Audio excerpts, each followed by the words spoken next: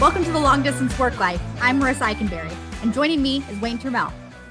Each week, we're talking to you about technology, how to work remotely, develop your leadership skills, and also just survive this new remote thing that we've got going on right now. This week, we're doing a Q&A episode where I'm going to ask Wayne questions and he's going to answer them. If you would like to have your questions answered, make sure to go to longdistanceworklife.com and fill out the form, and we'll get your questions answered on a future episode. Okay, Wayne, are you ready for some questions? Yeah, bring it. I kind of know where we're going, but not really. So yeah. So I thought today that we could talk about Zoom and, Microsoft Teams. I mean, whatever you want to call it, but these video chat softwares that we've been using a lot the last couple of years. And I know we've been using them longer than that too, Skype and all that kind of thing. So one of the first things that I kind of wanted to talk about was it occurred to me recently that some of the times that we would normally pick up a phone and have a conversation that way about a project or whatever, Zoom has almost kind of replaced that. And I'm kind of wondering what you think about that. Have you thought about it? And what are the implications of that? Have I thought about it? Let's see. That may have been a stupid question. What book number is this?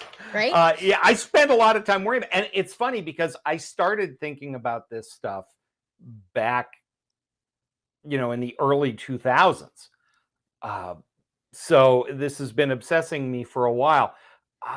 Webcams are a beautiful thing. And it's funny because the first umpteen years of my career in this space, I was like, use your webcam, because on the surface, it makes perfect sense. Mm-hmm. It adds richness to communication.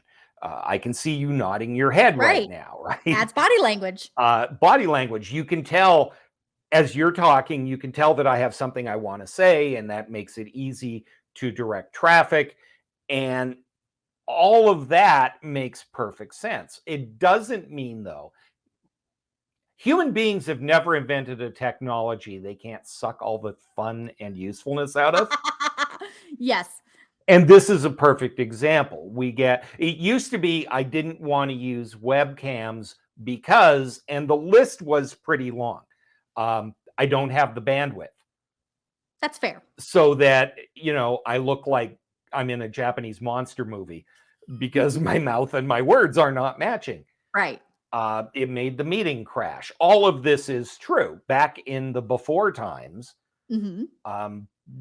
They crashed a lot and it was a pain in the neck and it slowed up bandwidth. So that was a legitimate excuse. As we've talked about in former shows, it wasn't like, oh, Magic Box will steal my soul, but there were people suspicious of using them because, the manager just really wants to know we're paying attention on meetings.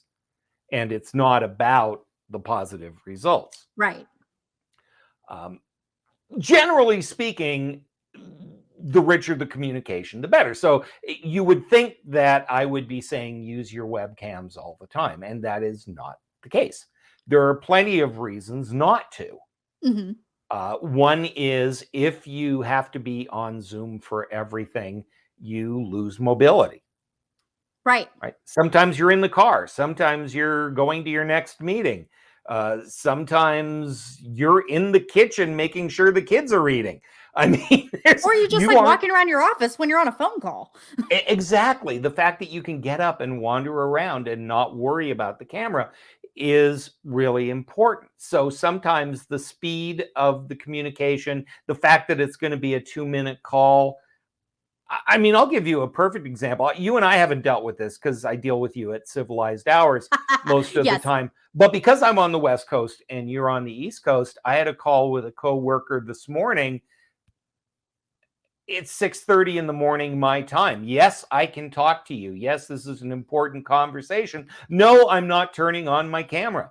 Nobody needs to see my bedhead and my AC/DC t-shirt. That does nobody any good. To be fair, sounds like a cool shirt. The fact that I rock it is not the point of the exercise. No pun intended, right? And I think we overdo webcams or use them inappropriately for a couple of reasons. Mm-hmm. One is that we are lonely and we don't see other human beings. And remember in the glorious before times, we received, regardless of where you work, over 60% of your social interaction for the week will take place through work. Mm-hmm. Working with coworkers, dealing with people in the office, customers, whatever. Right. We are largely cut off, a lot of us. We may not actually speak to other human beings. When we do, there is a need to make it as rich as possible. Mm-hmm. Some of that makes perfect sense. You want higher quality communication. Some of it is just, oh dear God, let me see another human. Especially when we were all in lockdown. I mean, I was like that. The only person I saw every day was my husband. So if somebody was like, oh, hey, we're going to get on a Zoom call. Oh, thank God. Well, and even an introvert like me, who isn't that fond of other human beings, Amen, had a need for that. Just to see somebody else. Exactly. And some of that stems from, and we will have this conversation someday, there was a book called A World Without Email. Okay. And the author escapes me. Very smart guy. Wasn't Cal Newport, was it? Yeah, it was Cal Newport. Yeah. Knew it. Nice job. I have read some of his stuff, just not that one. A bigger book nerd than me. That is hard to find, but God love you. But his thing, I don't agree with everything Cal says, but his point is that there is this hive mind mentality where even when we are not working together, we're desperately trying to recreate that office environment. That office environment where you can just pop in and talk to people. That office environment where you actually see and engage with human beings in engaging in human ways. We have stream of consciousness conversations when we work together, which is why email threads get miles long. Right. If somebody walked up to us in the office and started talking to us, we wouldn't say, wait a minute, I'm on Do Not Disturb. Fair. Right? We would respond. That's why we feel the need to respond to every email that comes in, because it's the equivalent of somebody stopping by our desk to tell us something, and it would be rude to ignore it. And the same is true of webcams. I think we have two things have happened. Number one is we have this need to connect, and it's like, oh, thank God, another person. Right. Right. I think that's part of it. But there's also, we are trying to recreate the meeting. And of course, in a meeting, we sat around the room and we all saw each other and we could do that. And that's great. And we're trying to recreate that, forgetting, of course, that in the before times, our biggest complaint was meetings. Right.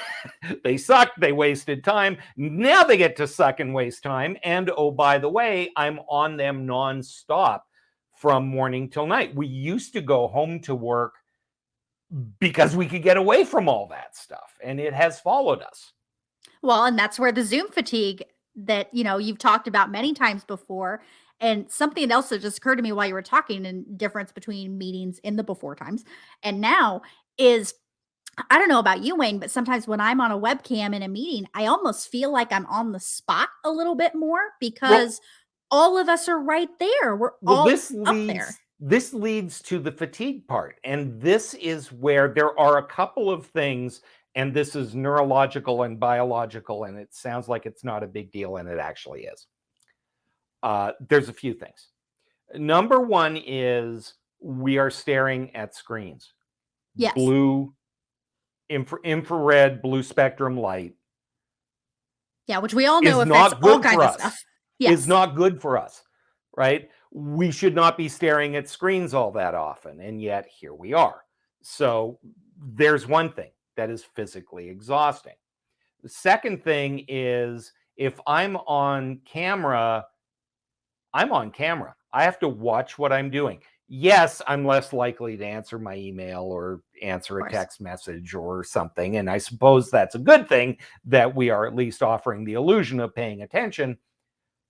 But it's stressful. We have to be constantly on guard,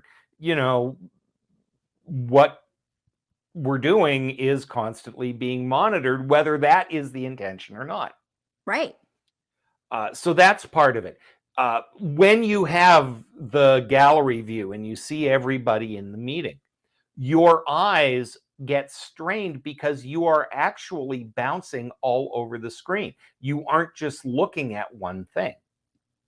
That was something that I hadn't really thought about. You You're are absolutely right. constantly monitoring, and every time somebody on screen moves, I mean, one of the things that I have said for a long time and has frequently gotten me in trouble is that people are a lot like raccoons. Okay, I'm not sure I've heard you say this yet. Okay, perhaps I need to explain. We are attracted by color, light, and motion. Okay. So when we're supposed to be doing something and something is colorful or moving or Right. changes on the screen, we reconnect with it. That makes sense. The more stuff that is moving on the screen, Yes, the more our right? eyes go. That makes sense. So it is physically draining. And people who have taught visual or led virtual meetings will tell you, I used to be able to stand at the front of the room all day and actually get energized by it. Yeah. This is just exhausting. There's a reason our classes are 2 hours long and not a minute longer. Yeah. Well, it would be way too, not only you've got, people can only pay attention for so long before, yada, yada, yada. But yeah, that totally makes sense. I mean, if you've got an 8-hour day, that's It a is quarter of your physically day. draining. So the question then becomes, when do we use the webcams and when do we not, right? Right. And look at me anticipating where we're going. I think there are a few things. Number one is, when does it add value and when does it not? Right? If this is a quick question, Mm-hmm. hey, I just need a quick answer to this question. You can send a Slack message. You can put something on Teams. Hey, I need an answer right now and you're not at your desk. That would be a good time to call. Right. Pick up the phone. This is where the grumpy old man in me goes on about how these darn kids, my daughter is 28 years old and perfectly intelligent, and I have to keep reminding her that these transmit voice. Yeah, okay. I will admit there are times I am guilty of that as well. So, right, choosing the right message, right tool for the right message. Absolutely. Is important. Secondly, is when does adding a webcam to the conversation add value? I would warrant that the bigger the meeting, the less need there is to have everybody on camera. Really? That's not something I've heard yet. Having a bunch of little pictures at the top of your screen, and by the way, if you've got a big enough meeting, you don't have everybody there anyway, so you don't know what is going on there, is a distraction that frankly you don't need. As a presenter, I always switch to speaker view so that the person who is speaking shows up on my and not everybody screen. else. Okay. So if I'm teaching a class and you have a question, your face pops up. Oh, okay, Marisa, and I can interact with you and talk. Having everybody on camera paranoid about where they're looking and can I eat a sandwich and can I take notes? And can I take notes without somebody thinking I'm doing something else doesn't really add value, and it's just a distraction. So what I would say is, at the beginning of a meeting, when everybody is joining and saying hello, you can semi-replicate that feeling of walking into the conference room before the meeting starts, and you see people, oh, Marisa, I forgot to give you this, and oh, Bob, I got to talk to you about this after the meeting. And yeah, how was the game last night? How was the game last night, right? Those things can happen, but once the meeting starts, there's no need for everybody to be okay. If it's a town hall meeting and I'm just going to be listening, and oh, by the way, it's 3:00 in the afternoon in Indiana, so it is noon in LA and my tummy is grumbling. Nobody needs to watch me eat. Right. But I got to eat. Right. Absolutely. So real quick, I have a question based on that.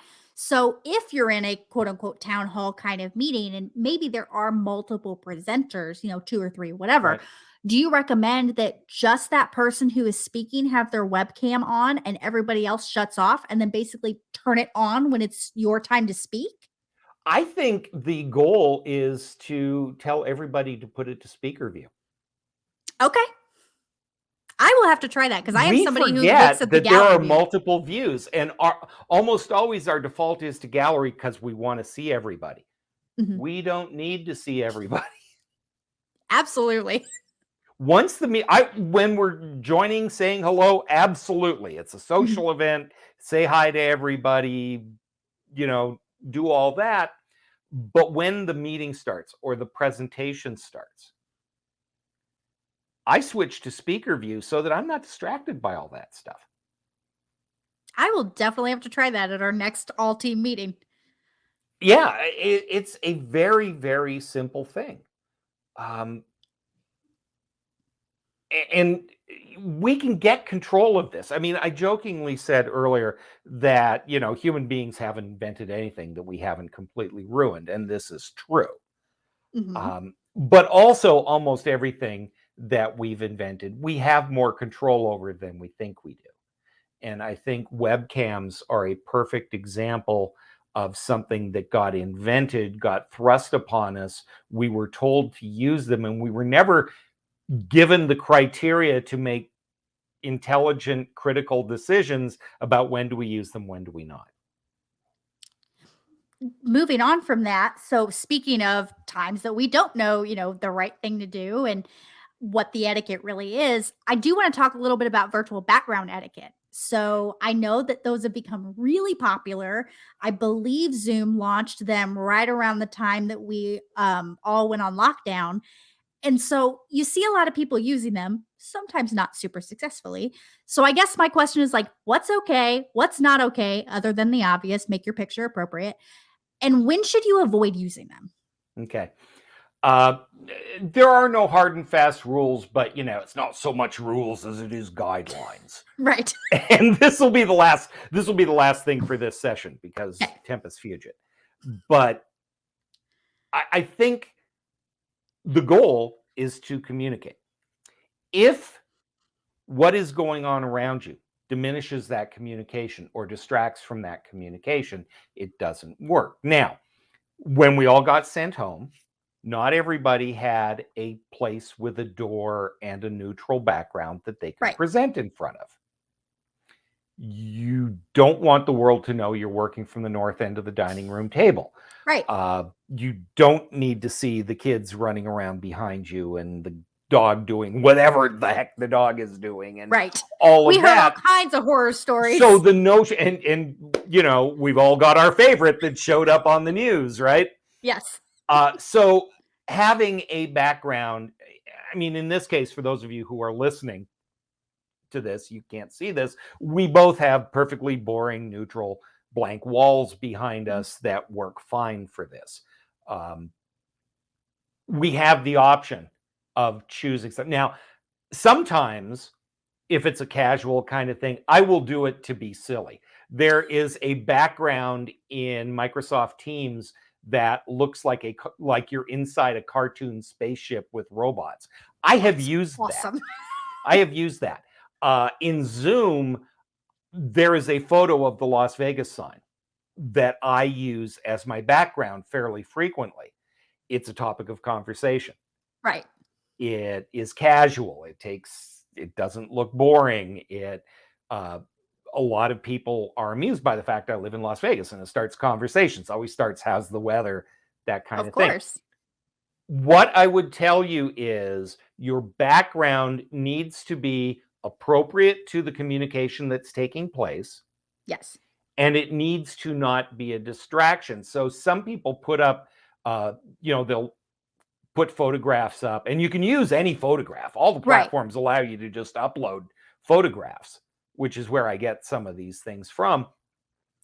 But be aware that it works like a green screen. And so if you move your hands or you're holding something or you're trying to demonstrate something, it blurs out and looks weird. So when you are using a background, Do not use a new background for the first time when the vice president is on the line. Yes.